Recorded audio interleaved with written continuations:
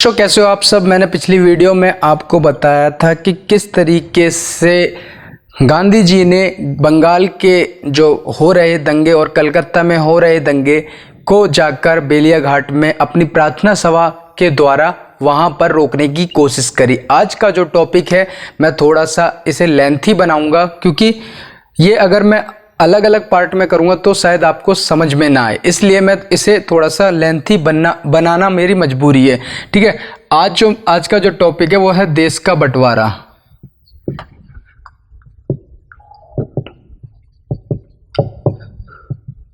ठीक है, देश का बंटवारा, जो कि देखिए अब इस चीज को थोड़ा सा समझने की कोशिश करिए। हमारा जो भारत देश है, ठीक है, ये हमारा एक तरीके से समझ लीजिए भारत का नक्शा है। ठीक है, ये भारत का नक्शा है। इसमें जो हमारे जो बांग्लादेश, जो ये इधर पाकिस्तान क्षेत्र था, जो कि ये था पंजाब क्षेत्र। ठीक है, ये पंजाब क्षेत्र था और यहाँ का जो हिस्सा था ये था बांग्लादेश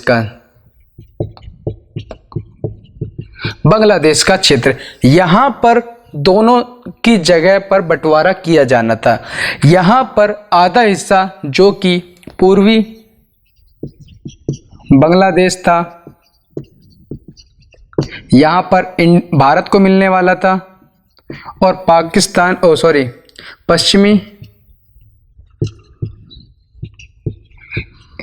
पश्चिमी बंगाल ये मिलने वाला था पाकिस्तान को। ठीक है, इसी तरीके से पंजाब में भी पूर्वी और पश्चिमी देश का बंटवारा किया जाना था। देखिए, इस देश के जब बंटवारे की जब बात करी गई थी, देखिए 1946 से ही हमारा देश दंगे की स्थिति में था और ये भड़क चुके थे बहुत ज़्यादा तरीके से। ठीक है, अब प्रॉब्लम ये आ रही थी कि अब इस देश में यहाँ पर बंटवारा करना था। ठीक है, अब जो ये बांग्लादेश का क्षेत्र था बच्चों, ये क्या है, पिछले 19वीं सदी के लास्ट से ही दंगे की स्थितियां झेल रहा था। ठीक है, अब यहाँ पर जितने भी हिंदू परिवार थे, ठीक है, हिंदू परिवार थे जितने भी वहां पर जो अपना व्यापार करते थे, जो रहते थे या किसी नौकरी पेशे में लगे थे, वो पहले से ही चाहते थे कि हमें जल्दी से जल्दी छुटकारा मिल जाए बांग्लादेश और यहाँ के क्षेत्र से, बंगाल से। तो ये क्या है, ये पहले से ही चाहते थे कि मैं तो पूरी तरीके से चाहता हूँ भारत में मिलना। ठीक है, और इसलिए वो चाहते थे कि मैं कलकत्ता में या फिर इसके आसपास के क्षेत्र में आना चाहता था। मगर पंजाब के साथ एक सीन दूसरा था कि यहाँ पर जितने भी हिंदू परिवार थे, ठीक है, जितने भी सेठ साहूकार थे, सेठ थे, और जितने भी यहाँ पर सिख थे, ये सभी क्या है कि बहुत बड़े बिजनेसमैन थे, व्यापारी थे और बहुत जमींदार बड़े थे। ठीक है, और ये क्या है, जो खेती होती है और किसानी से बहुत ज़्यादा जुड़े हुए थे। इन्होंने क्या है, अपनी ज़मीनें बना रखी थी पंजाब क्षेत्र में बहुत सारी। ठीक है, और ऐसे में क्या, अपनी ज़मीनों को छोड़कर आना इनके लिए पॉसिबल नहीं था। तो इनकी जो ये मांग थी, पहले से ये चाहते थे, इनके जो जितने भी हिंदू परिवार थे, और यहाँ पर किसी भी तरीके का कोई भी दंगे का माहौल नहीं था पहले, बिल्कुल भी। ठीक है, बहुत शांति प्रिय तरीके से रहते थे, चाहे वो लाहौर की बात करें और चाहे वो कराची की बात करें, इस क्षेत्र में किसी भी तरीके के दंगे का, ये सभी मिलजुल कर लोग रहने वाले थे। ठीक है, अब यहाँ के जो लोग थे वो यही चाहते थे, जो यहाँ के हिंदू परिवार जो बसे हुए थे वो ये चाहते थे कि किसी भी तरीके का हमारे क्षेत्र में बंटवारा ना हो, हमें किसी भी तरीके से वहाँ ना जाना पाए। क्योंकि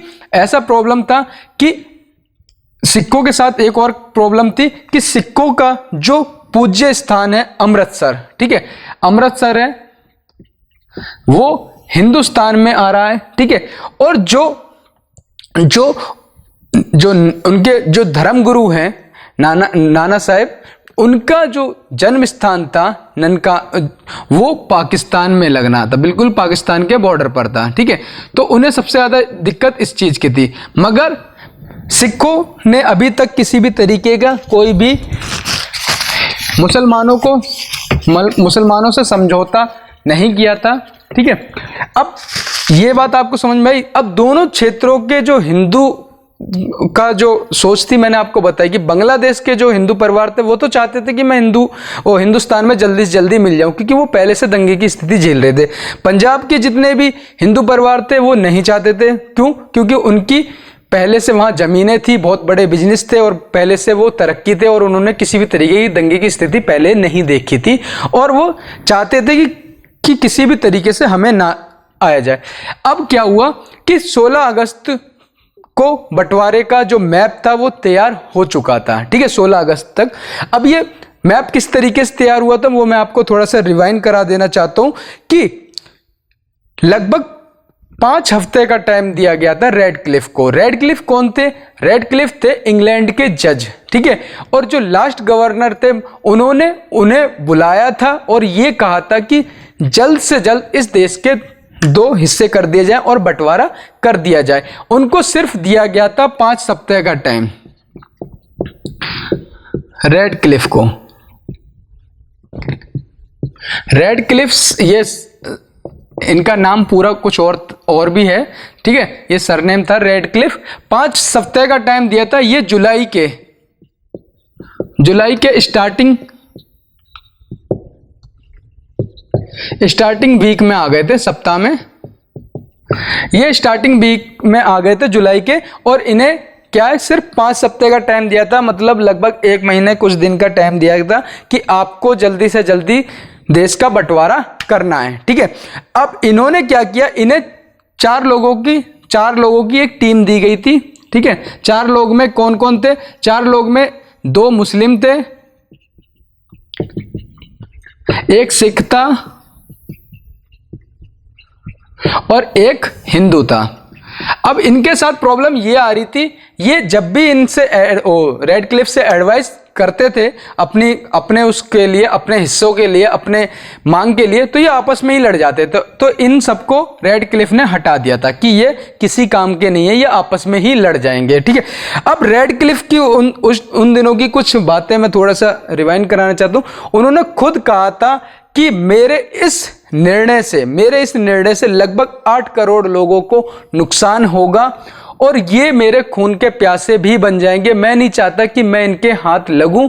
मैं अपना काम करके इस देश से जाना चाहता हूं, क्योंकि इस देश से मेरा कोई मतलब नहीं है। और सच भी था, और उनकी ये बात मानी भी गई थी कि क्योंकि जज साहब जो रेडक्लिफ थे, उन्होंने पहले कोई भी दौरा नहीं किया था हिंदुस्तान के बारे में और हिंदुस्तान की आबो हवा के बारे में कुछ नहीं जानते थे, ठीक है। तो उन्होंने अपना काम किया, बहुत बखूबी काम किया। 15 अगस्त, अब ये क्या, 15 अगस्त की जो डेट थी, 15 अगस्त तक जो बंगाल प्रांत का जो क्षेत्र था, ठीक है, बंगाल प्रांत का जो क्षेत्र था वहां पर बंटवारा हो चुका था, ठीक है, वहां पर बंटवारा कर दिया गया था। और बंगाल प्रांत की जो दंगों की स्थिति थी वो पंजाब तक पहुंच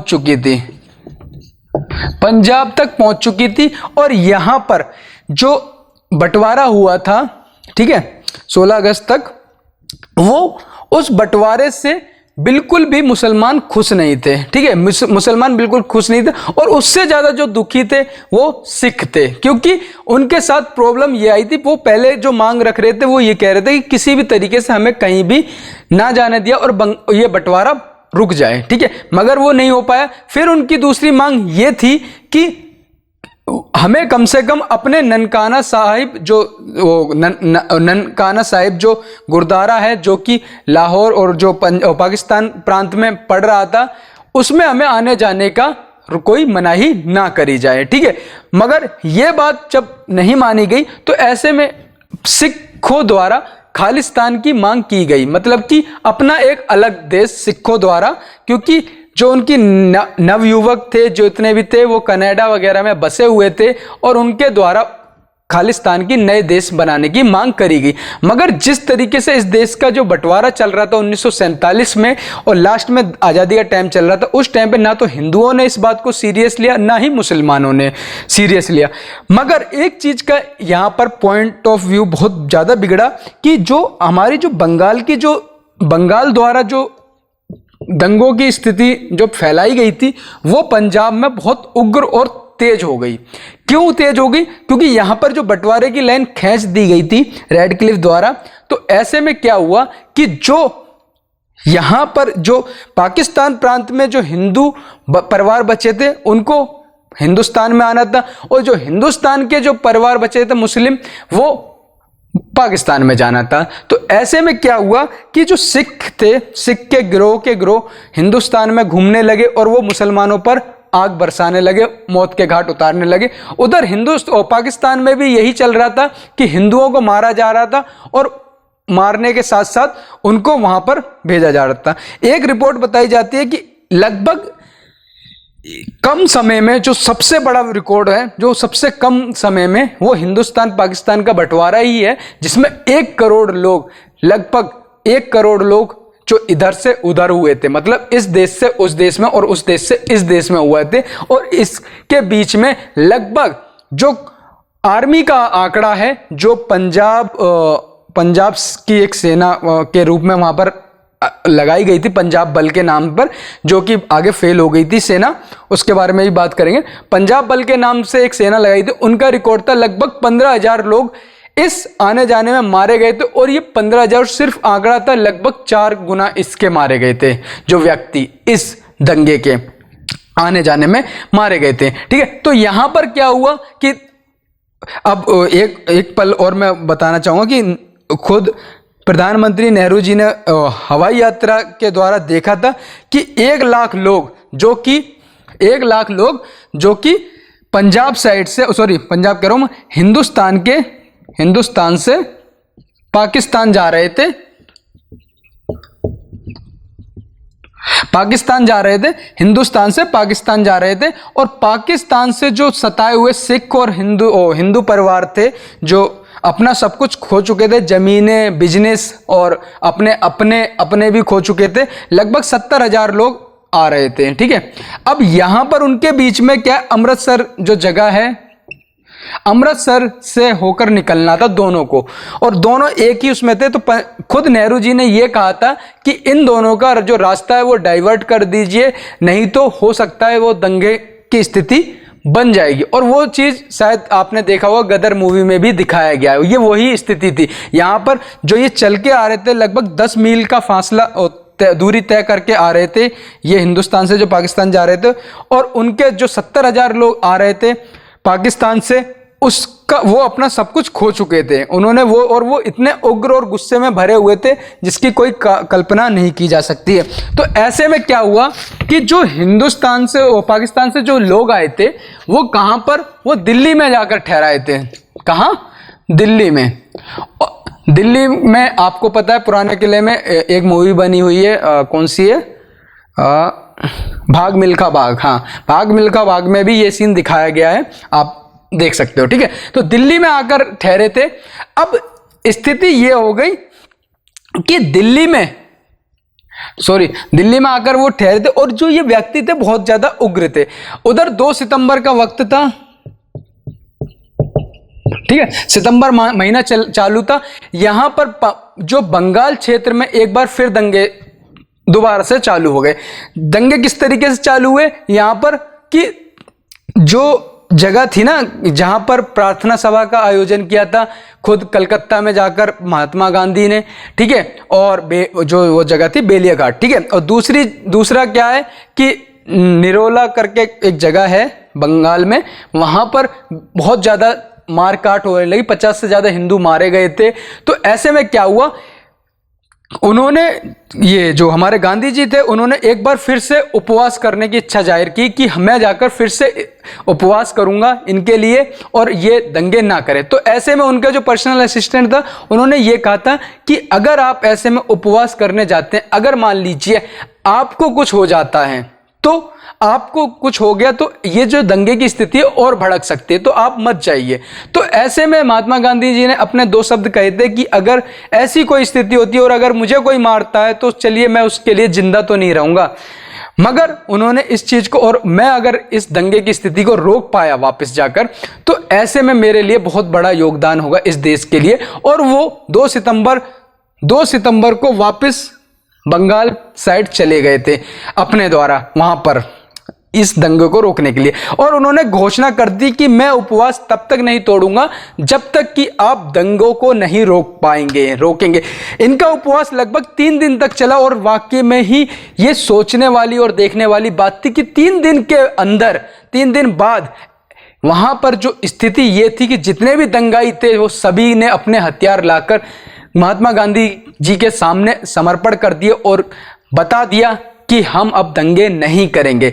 अब ऐसे में क्या था, मगर पंजाब क्षेत्र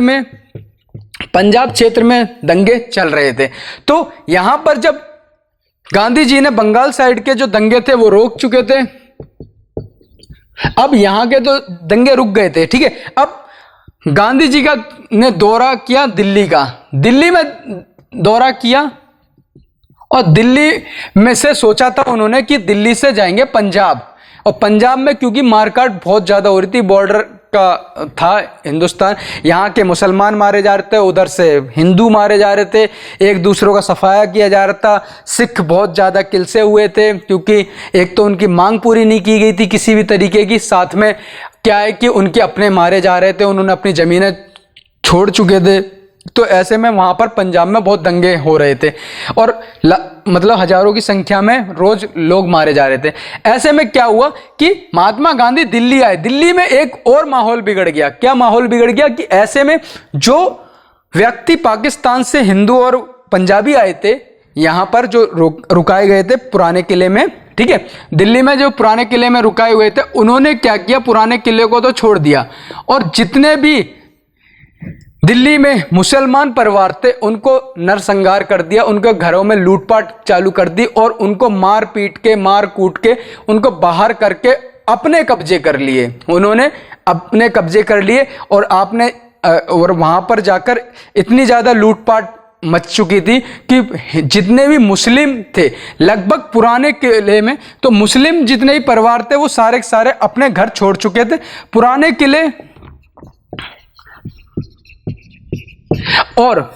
किले और जो दूसरा थी जगह वो था हुमायूं का मकबरा, जो कि पास पास पड़ते हैं।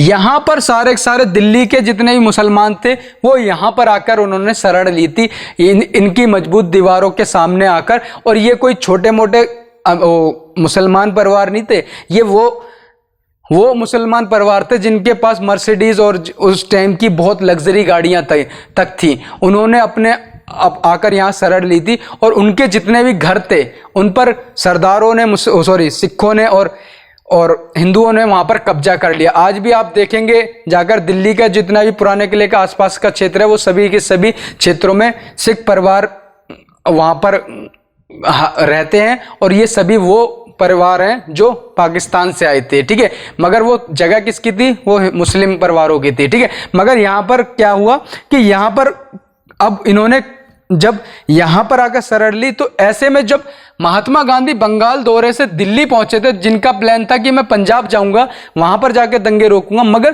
प्रॉब्लम यह आ गई कि दिल्ली में दंगे बहुत ज़्यादा फैल गए, तो वो उसे रोकने में लग गए और हिंदू मुसलमानों को समझाने लगे कि आप दंगे मत करिए, क्योंकि इससे क्या होगा कि एक बहुत बुरी स्थिति हो जाएगी और जो विदेशी ताकतें हमें अभी आज़ादी दे के गई हैं वो खुद इस समस्या को रोकने के लिए हमारे देश में दोबारा आ जाएंगी और दोबारा से हो सकता है अंग्रेजी कानून चालू हो जाए और हमारा देश फिर से गुलाम हो जाएगा। इसलिए उनको डर था, इसलिए वो इस चीज़ को समझाने के लिए वो रोक रहे थे, मगर कोई भी रुकने को तैयार नहीं था। उधर पंजाब में भी मारकाट चालू हो चुका था और पंजाब में जब बंटवारा हुआ तो अमृतसर हिंदुस्तान को मिल गया, गुरदासपुर हिंदुस्तान को मिल गया, उधर क्या बोलते हैं ननकाना साहब उधर चला गया पाकिस्तान में, कराची में।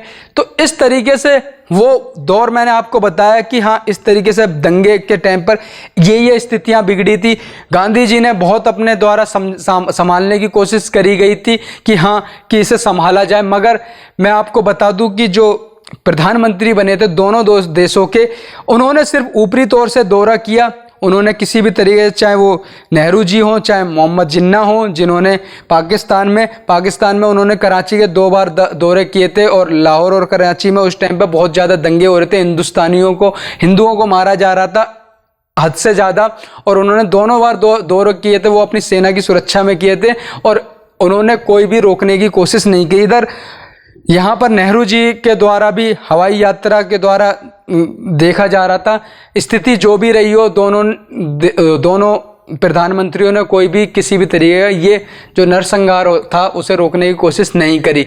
हाँ, गांधी जी ने बहुत अच्छे प्रयास किए, बंगाल में जाके रोका, पंजाब में भी रोकने की कोशिश करी, दिल्ली में भी रोका, मगर जो हमारे देश पे बीतनी थी वो बीत चुकी है, वो और आगे ना बीते, बस यही हम कामना करेंगे, क्योंकि इसमें लगभग बहुत सारे लोग, लाखों की संख्या में लोग मारे गए थे, हिंदू और मुसलमान दोनों का नुकसान हुआ था। आज हालांकि हमारे देश में ये शांति है, और मैंने आपको ये वो स्थिति बताई थी, असल स्थिति जो उस टाइम पर, जो कि अगस्त से सितंबर के महीने में लाखों की हजारों की संख्या में लोग मारे गए थे, उनकी स्थिति और किस तरीके से बंटवारा हुआ, रेड क्लिफ द्वारा जो बंटवारा किया गया उसके बारे में बात करी। आगे नए टॉपिक पर नए तरीके से बात करेंगे। आई होप आपको वीडियो पसंद आई होगी, थोड़ी सी लंबी हो गई है, कोई बात नहीं, कुछ टॉपिक लंबे होते हैं और एक बार में ही समझाने में मजा आता है। चलिए, टेक केयर, धन्यवाद, प्रैक्टिस करते रहिए।